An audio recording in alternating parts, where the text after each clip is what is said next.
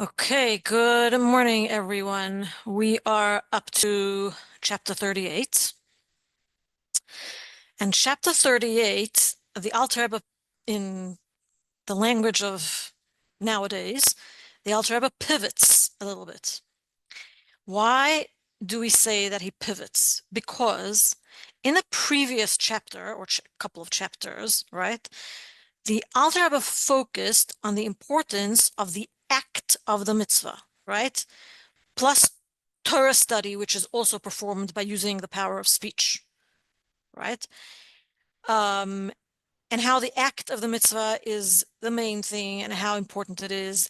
And therefore, we can understand the halacha that thinking and having all sorts of spiritual intentions is not the same as speaking, right?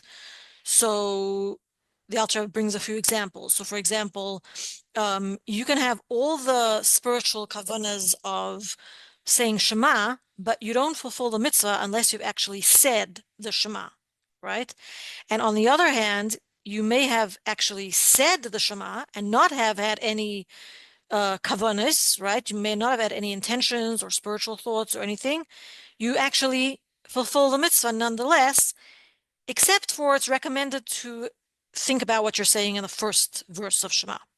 But in general, it really doesn't matter if you have intention or you think about the meaning or not, you still actually fulfilled the mitzvah. The same goes, let's say, for benching. Let's say you've eaten a meal and there's a mitzvah in the Torah, v'achalta v'savata uveirachta. When you ate and you were satisfied, you should bless Hashem, thank Him. You can think about it, but you've actually not fulfilled the mitzvah unless you actually say the words of the benching after meals, which is interesting because benching, although it's a mitzvah from the Torah, it's not the same as learning or teaching Torah. Learning or teaching Torah, we actually are told very specifically in the Torah that you have to speak it because it says v'dibarta bam. You should speak it to your children, right? So we know, oh, we have the mitzvah of speaking Torah, but even in benching, which doesn't specify in Torah that it has to be spoken, it still has to be spoken. And you do not fulfill the mitzvah unless you've actually said the words. Davening is another very interesting one because davening is called the service of the heart, avodah shebelev. So one can think, 1 second, if it's the service of the heart, why do I have to speak? Why do I have to say the words? Let me just think about thanking Hashem. Let me just think about connecting to God. Let me just think the words, right? Why do I have to speak? It's called the service of the heart, right? But in actual fact, we know that the halacha is that thinking does not, you do not fulfill your obligation in the mitzvah, and you actually have to say it. And the only part of davening where you do have to think about what you're saying in order to fulfill your obligations would be the first verse of Shema and the first verse of the Amidah prayer. And the reason is, the Alter Rebbe recaps this in the beginning of the chapter. The reason is that the purpose of the mitzvah is to bring a tikkun and elevation to the body, to our animal soul. The godly soul does not need this tikkun or elevation. The godly soul is already godly and is already elevated. But the body needs that elevation. The body needs to be connected with Hashem. And that's why we use our body to perform the mitzvah. So that's why you say the words of benching, you say the words of davening, you say the words of learning Torah. And you don't fulfill your obligation in the mitzvah unless you've actually said the words. It doesn't matter how much intention you have or how much thought you're putting into it. You have to use your body and you have to say the words. However, and this is where the pivot comes. However, at the same time, we are told that tefillah beloy kavana, davening without intention, is kaguf beloy neshama, is like a body without a soul. Now we have to really understand what this means, because it does not mean that you didn't perform the mitzvah. It doesn't mean that your mitzvah is dead, right? It's not a dead body, because by the way, even a dead body has a form, and Hashem is maintaining that form alive. So there is a spiritual component to that dead body. It doesn't have the neshama, so the person is not alive in the literal sense of the word, but the object of the body, like a stone, is still alive and still being maintained in creation. It doesn't just disintegrate after a person passes away, right? So there is something holding it in existence, which is called the spirit, not necessarily the soul, but the spirit of the creation. So every creation, all living creations, are comprised of body and soul, not necessarily a divine soul, right? Not necessarily a divine soul, but a spirit, a life-giving force, even for the category of life, which is known as doimim. Doimim is the mineral world, right? We have four categories of life. We have doimim, tzameach, chai, and medaber. Inanimate, mineral, right? Tzameach is plant life, vegetation. Chai are animals, and medaber are us, the human beings who know how to speak, right? So the only category of these four categories which appear not to have life are the inanimate objects. But in actual fact, they do have a life-giving force, and that's their soul or life-giving spirit, right? Now, here's the thing. This is very interesting because godliness is equally concealed in all four categories. How do we know that godliness is equally concealed in all four categories? Because creation feels separate from God, right? We feel separate from Hashem. We have to really be very intentional to remember our connection with Hashem and to remember that we are connected to Hashem, right? So godliness is equally concealed in all these four categories. However, there's quantity and quality of godliness, right? So the quality of godliness is equally concealed in all of creation. Hashem concealed himself in order to create us, in order to create the world, all four categories of the world. But the amount of godliness, the quantity of godliness in each level, in other words, the presence in a revealed way of godliness is different. For example, in the level of Tzomeach, which is level above Doimim, right? The plant life is more obvious that there's God because of the growth. We could see, oh wow, look, this plant is growing. Oh, there must be a God life-giving force there, right? Whereas a stone, we look at a stone and we say, okay, maybe Hashem created that and just forgot about it, right? But we know that no, Hashem created everything equally and is maintaining everything in existence equally, but the presence, the quantity is different in the higher categories, right? Every single creation in the entire world gets their life from the level of klipas noiga, right? So just to recap, there's kedusha, which is holiness, total klipa, which is complete concealment of godliness, and the category in the middle is klipas noiga. So everything that Hashem created originates from klipas noiga, except for the neshama of a Jew, which comes from kedusha, which comes from Hashem himself, right? But why do we say that everything is from klipas noiga? Because even those things that are complete concealments that come from klipa, totally, like animals that are not kosher, for example, their life actually comes from klipa, not klipas noiga, but in actual fact, klipa derives its life from klipas noiga, because everything derives their life from holiness.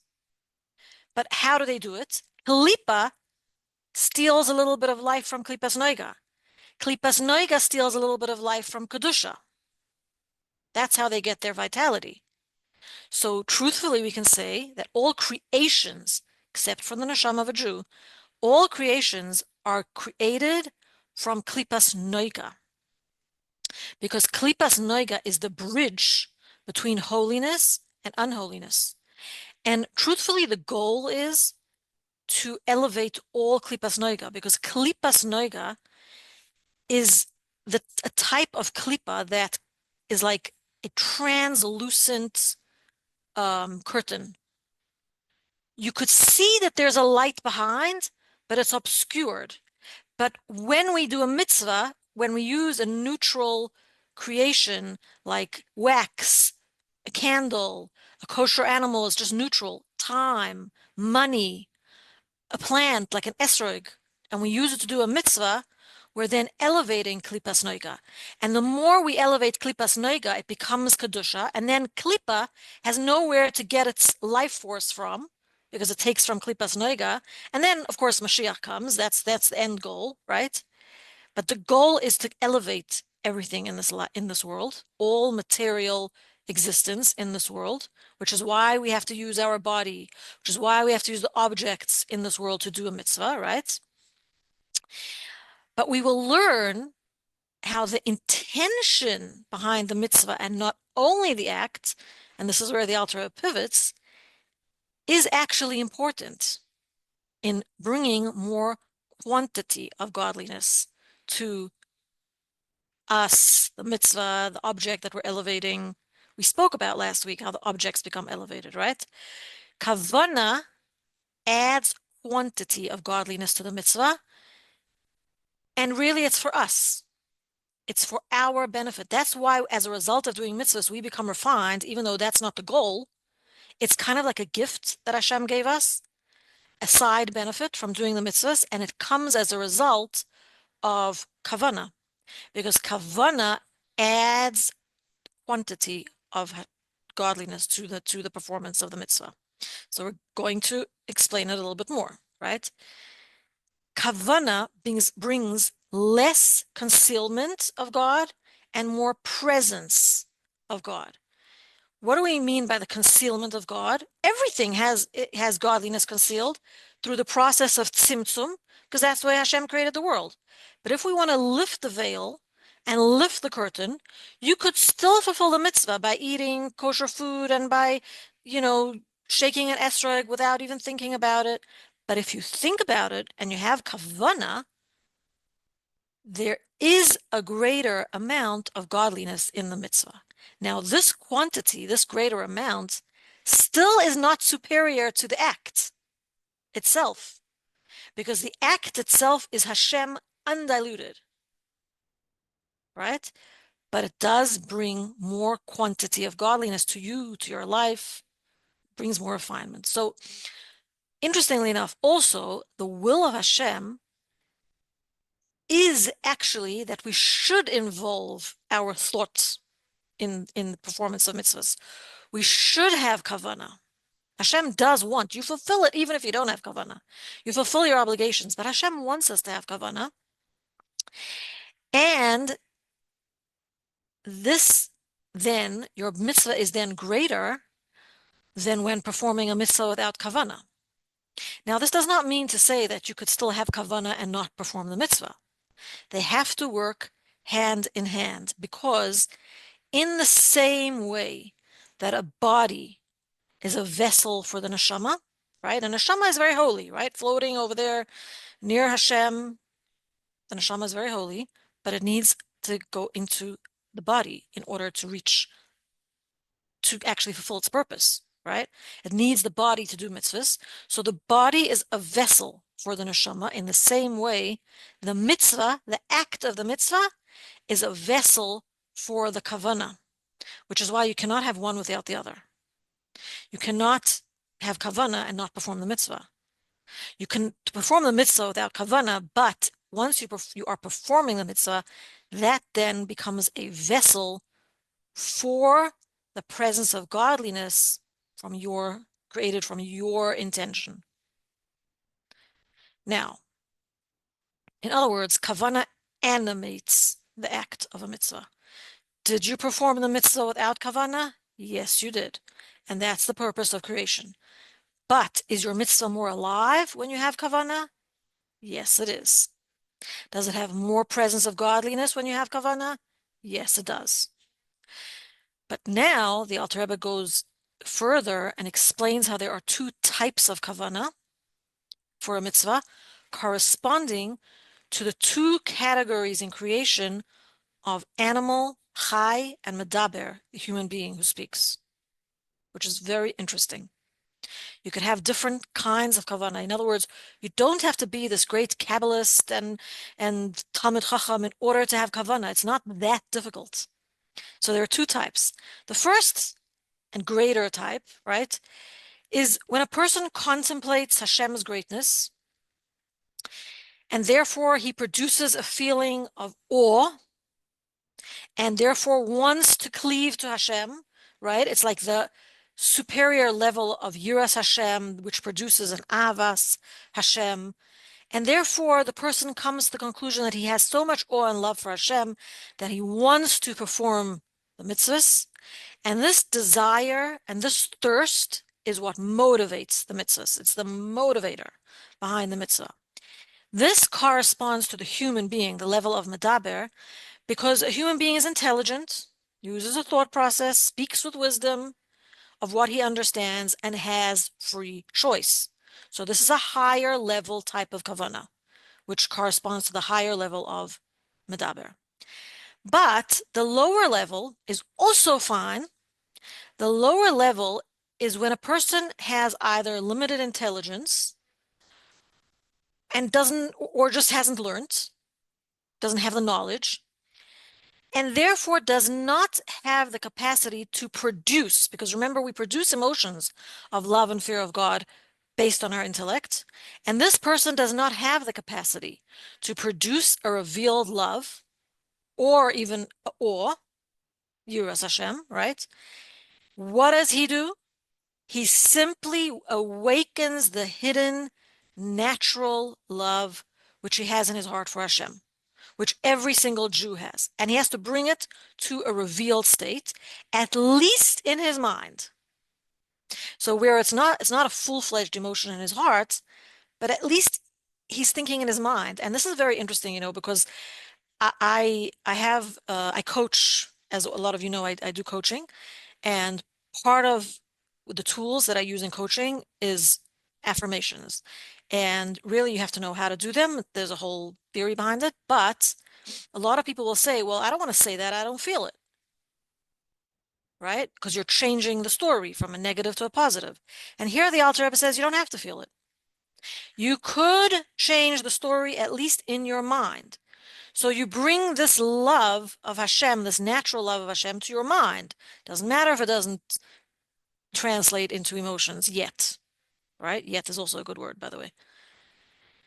But it is enough. How do we know that it's doing its job of being kavanah, even if it's only in the mind? Because it changes behavior. It has the ability to change behavior. It's enough to make a person be meiser nefesh for Hashem. Like maybe like constantly we're not in this state of rapture of love of Hashem, but because we know we love Hashem, at the moment of being required to die al kiddush Hashem, you would be ready to die al kiddush Hashem. Then this intellectual kavanah in your mind that you love Hashem is enough. So practically, how do we explain that practically? In davening, for example, so you concentrate on the explanation of the words, the translation. Very practical to use translated siddur. I really enjoy doing that sometimes. During like Rosh Hashanah, I like to use a translated machzor so that you know what you're saying, right? That's the very basic of having kavanah, right? You don't have an aroused love. But by the way, when you see the translation of the words, some of our davening is so beautiful that it does arouse in you love, right? But the kavanah over here is fine. And it's compared to the level of chai, of an animal. Not that an animal is bad, but it's because just as an animal doesn't meditate, an animal doesn't contemplate his, he doesn't arrive at his conclusions and feelings through choice. An animal's love and fear are instinctive. It's not through understanding. And that's why on this level, kavanah is instinctive. It's a natural love for Hashem. And in this case, we can draw upon this natural love that we have, which is an inheritance from our patriarchs, to be able to have kavana for the mitzvahs. So in the next chapter, the Alter Rebbe continues on this theme of kavana, goes a little bit more into detail. But just for us to know over here that we have a gift. In other words, yes, the act of the mitzvah is important, and to Hashem it doesn't make a difference if you have kavanah or not. But who does it make a difference? To you. It's as if you have either a curtain which completely blocks out the light, or you have a curtain that's blocking the light, but there's a hole in the curtain, letting the light shine through. And that is the kavanah. You cannot have this benefit without the act of the mitzvah. So we do have to perform the mitzvah. We have not taken away the fact that hamaisa hu ikar, the main thing is to do the mitzvah, but we have the ability to draw down more godliness into the mitzvah as a result of kavana. Okay? Any questions? Observations?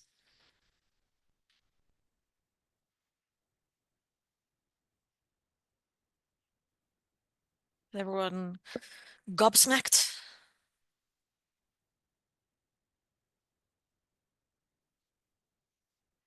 So, Hannah, basically, like you said, we have to do the mitzvah and we get points for doing the mitzvah. But when we have kavanah, it changes the strength of the benefit that we're getting from the mitzvah because it's bringing more godliness into the mitzvah. So, Yes. You know, this point, for example, remember last chapter we said there are two ways of two lines of thought, like about, why we do mitzvahs. Do we do mitzvahs because Hashem needs them? Do we do mitzvahs because we need them to elevate ourselves, to get merits or whatever? And the bottom line is we said that the Alter Rebbe said, no, we do mitzvahs for Hashem because that's the undiluted will of Hashem, right? But here we're saying, oh, okay, there's an extra component over here that is for us. It's kind of like a gift that Hashem gave us. It's because when we do mitzvahs with a love and fear of Hashem, we are automatically becoming a more refined person. But to Hashem, that doesn't make a difference. It's like for us. And that's why you bring more godliness into your world. To Hashem, there's godliness everywhere. There's no concealment of godliness for Hashem. But for us, there's still concealment, but we're revealing more. It's more quantity. so without the kavanah, without doing mitzvah with kavanah, you're still, you're getting the goods, but you didn't take all of the goods, like Exactly. and you just stopped like the fruit on the bottom, you got the fruit on the bottom, but you didn't do that extra step to get that fruit on the top. So I wouldn't 100% call the act of the mitzvah the low-lying fruit, because it's actually very high-lying. It's a very high level. The actual act of the mitzvah, you are, whether you want to or not, you are refining this world, you are refining your animal soul, you are refining your body, and you're doing the will of Hashem, which is what could be higher than that? Nothing, right? Except kavanah. But yeah, but the kavana adds a component to that high level, gives you more. So if you're having days where you're kind of like just sliding through, but you're doing them anyway, you're still good. You Absolutely. just You're didn't you still amazing. you You're didn't still do the amazing you because didn't you're get being the bonus consistent. portion. Yeah. You're amazing because you're still being consistent and you're putting aside your will for the will of Hashem. You're not saying, oh, I'm tired today, so I won't daven, I won't do mitzvahs, I won't bother, I'll do it tomorrow. No. But I still love Hashem. You could love Hashem, but if you don't do the mitzvahs, you didn't do the mitzvah, Right. It's so much like right? when people say, "Oh, I'm very spiritual." I said, "Yeah, I know. We're all spiritual, but you still have to do it." Well, the highest level of spirituality, this is what people don't understand. The highest level of spirituality is using the body to do the mitzvah, Right. not sitting on a mountain in the Himalayas, meditating. That is not the highest level. Right. The highest level is lighting a Shabbos candle, eating kosher, keeping Shabbos, overcoming your Yetzer Hara, transforming your thoughts. That is spirituality.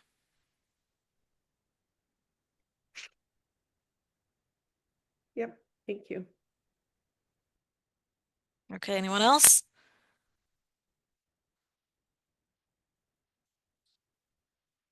Okay, ladies, it's been lovely. We will see each other, Mirz Hashem, next week. Thank you, Hannah, for preparing such a beautiful